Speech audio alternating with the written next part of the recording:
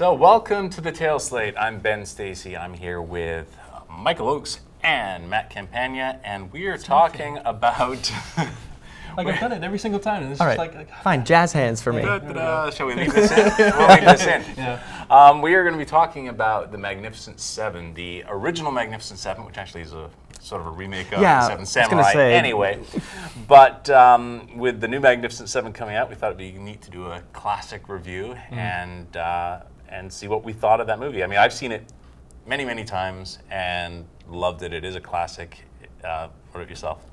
I just think there's nothing wrong with this movie. Yeah. It's like, there are a few perfect Westerns, and I think if this wasn't essentially a remake of Kurosawa's, I would put it as one of the greatest Westerns of all time, for sure. I mean, for me, Once Upon a Time in the West, you can't do better than that.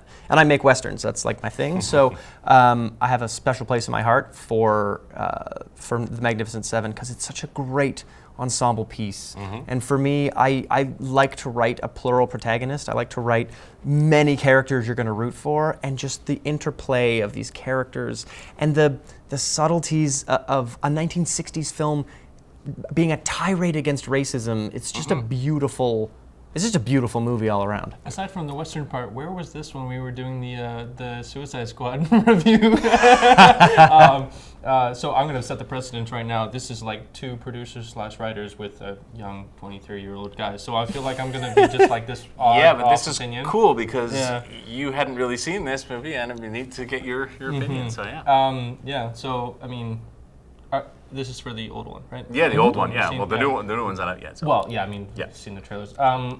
I liked it a lot, and I started to, like, when I watched it, I realized I had seen it before. I didn't know if I had seen it, because it was kind of like one of those old movies. They all kind of seem like the same-ish. Like, when you think back at the classic movies, there's only a few that actually stick out. The other ones are kind of like they were really great, but you don't remember what the names were and what happened. So you start to see them, and then you're like, oh, yeah, okay, I remember now. The exception being, like, Citizen Kane, but that's, like, the most, like, amazing title I've ever seen. Fair. So, like, I liked it a lot. When I was watching the movie, a lot of the music that was playing, I started to realize I had heard before a lot, like in different places too. So it was interesting to see. But yeah, I really liked it. Yeah, some of I guess the highlight scenes in this. I mean, there's so many, but I mean that very first opening scene with the hearse going up to the graveyard. It gives you so much respect for the term riding shotgun. Yeah. Because it's like these two strangers who are willing to put their lives on the line out of bravery and out of this beautiful sense of equality between what, of course, at the time that it was made and the time that it's placed were exemplary. Yeah. The idea of racial equality in that way. And just the fact that these two men get to know each other doing something so brave and so cool. Yep. It's just badass. When the cigar gets shot and he just he just lights another one and off he goes. It's like the fact that these guys are being played by iconic actors. Yeah.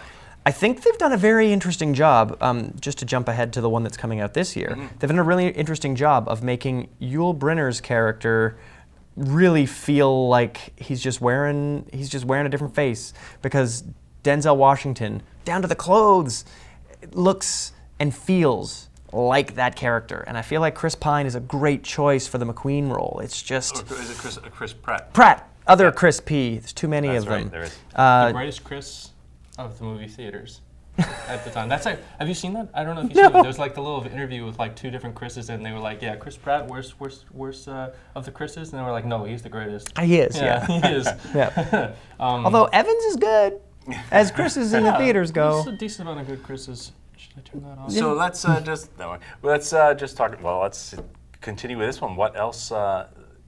It's your sort of first time seeing it. So what are the scenes really grabbed your attention? Well, like you said, the beginning where they had the cigarette. You kept saying this every single time you were telling me to watch this. That scene where they had like, how many you got? It was like the one. And then I really like that scene. Yeah. And then they had like, I think it was a little later on. I don't know if we mentioned it before when we were talking, but like he had the 5. Like it was a recurring joke. Oh he yeah, brought absolutely. Up again. Yeah. I really liked that. So that was kind of like more than one scene, but. And I feel like this is one of those exceptions to movies where it's not like a fairy tale ending. I mean, like it is, but people die. Yeah. And a lot of the characters that you like died. Yeah. And aside from the one that was kind of like foretold to happen, I don't remember his name because these were all really old Which actors. one? The guy who wanted had the three money? kids that were... yeah. That one was pretty... I mean, I kind of saw it happening, and was I Charles remembered... Yeah. So aside from that one, which kind of had like a lot of foreshadowing, a few of them that you like kind of died. Yeah, and I think that's bold storytelling. And you know, if you're going to spend 2 hours falling in love with these characters, it's just you appreciate the ones that make it by virtue of the ones that don't. And I think westerns, bold westerns, the best of the westerns are the ones where they have the gumption to kill some characters off that you like. They were grounded, very grounded and realistic, and like you said, the whole racial equality thing right out of the gate. They were setting that up. Yeah. So Thoughts on the villain? I love Eli Wallach in everything. I mean, whether it's the good, the bad, and the ugly. Like the guy is just such a likable villain. He's so charming and fun and lovely, and yet such a damn bastard. Yeah. And so the fact that he walks that line so beautifully, I think Eli Wallach and that character. I mean, the character's equally despicable in Seven Samurai. I don't remember liking him as much, which could be a language barrier. But yeah, Eli Wallach just added this whole level of showing up in the village, giving everybody a hug, acting like he's everyone's best friend, and then just murdering someone and leaving. And it's just like, that's a villain. There's a great behind-the-scenes story that I remember hearing. I hope it's true. It's one of those really cool stories which you do hope is true, where Eli Wallach, given the script, looked at it like most actors do, and you see how many lines you have, where you are in the film, and he's at the beginning for a little while. Then he's not in it at all until the very end, and he was a little concerned about that until it was pointed out to him. But what is everybody talking about throughout the whole film? Just you. They're talking about that guy. So this character gets built up throughout the whole film as well. Yeah. So it's a great role. There are some wonderful, like, behind-the-scenes legendary things about this film because it's got a crazy cast. I mean, people watching it today might not realize that pretty much everybody in this film is a star, is a huge star. And Steve McQueen was told that he was going to be the star of this movie. Yul Bynner was told he was going to be the star of this movie. And when they met on set, Yul Bynner had a take with him and Steve McQueen together, and Steve McQueen like upstaged him, sort of stood in front of him, sort of made himself a bit bigger, and then Yul Bynner said, "Listen, boy, anytime I want, I just take off this hat, and ain't nobody looking at anything but me. Don't you do that, or I'm just gonna take off the hat." And it's like, yeah, okay, we gotta be equal. We gotta be equals in this. That's an ensemble piece. So McQueen, watch yourself. Another cool story related to that, them wanting to upstage each other, is there's that scene where they're all on the way, they're on the horses going by the camera, and the director basically told them, make sure that, like, so they, as each person came back by the camera, they were trying to upstage the previous guy who went through. Yeah. Oh, Sturgis, couldn't have been easy to run that. I'm honestly genuinely curious if these guys were actually like that in real life, because that was one of the only movies that I've seen where it didn't seem like acting, the way they just kind of stood and acted.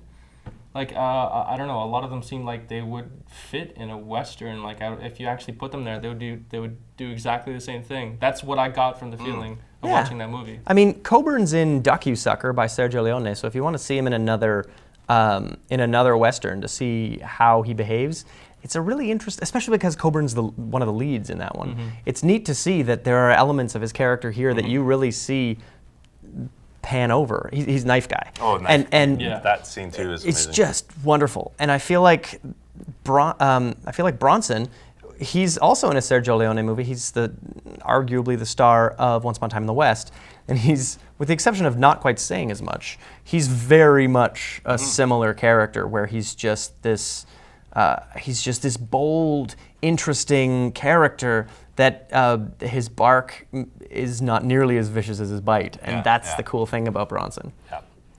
So it's an amazing movie, and I think more people that haven't seen it should see it. Hopefully, people will now with the new one coming out. Go and see the old one. Yeah. Because it's worth it. And I got to think that that the new one coming out will sort of light that fire for some people who want to review it and see it as a comparison. When I hired the composer for the last Western that I did, I told him to watch The Magnificent Seven because the music in it is something that I wanted to play off of. And then he said, well, before I see Magnificent Seven, I really should see Seven Samurai.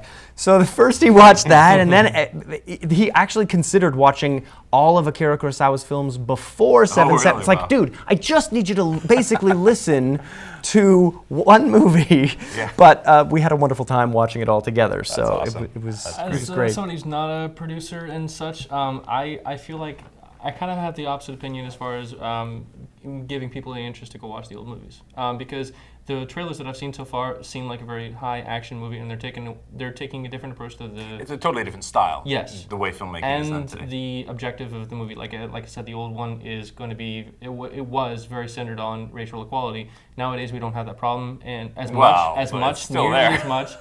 Compared to the 60s, yeah. Yeah, but I don't think the new movie is going to be centered on that. That's going to be, like you saw in the trailers, revenge and redemption and surviving against insurmountable odds, not surviving against a system that is shutting you down, sort of thing.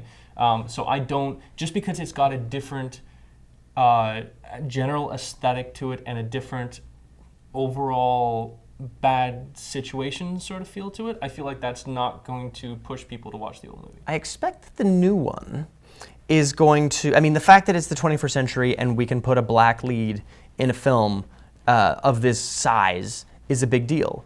But I feel like if you're doing a film that's placed in the 17 or 1800s, had better be some conversation about the fact that a man who may or may not have ever been a slave is the leader of this band. Yeah. So I think there's going to be like a period racial thing going on. My only question is, in the age of like Trump and the KKK's resurgence, what will America think of that south of the Mason-Dixon line? Because there's a lot to be said about a black man as the lead of a film by people who don't, think that should be a thing. If they did something similar to what Django did, that sort of like general aesthetic to it, Yep. that would do good. There we go. The Magnificent Seven. Go see the old one, please. Yeah. It'll prepare you for the new one. Yeah.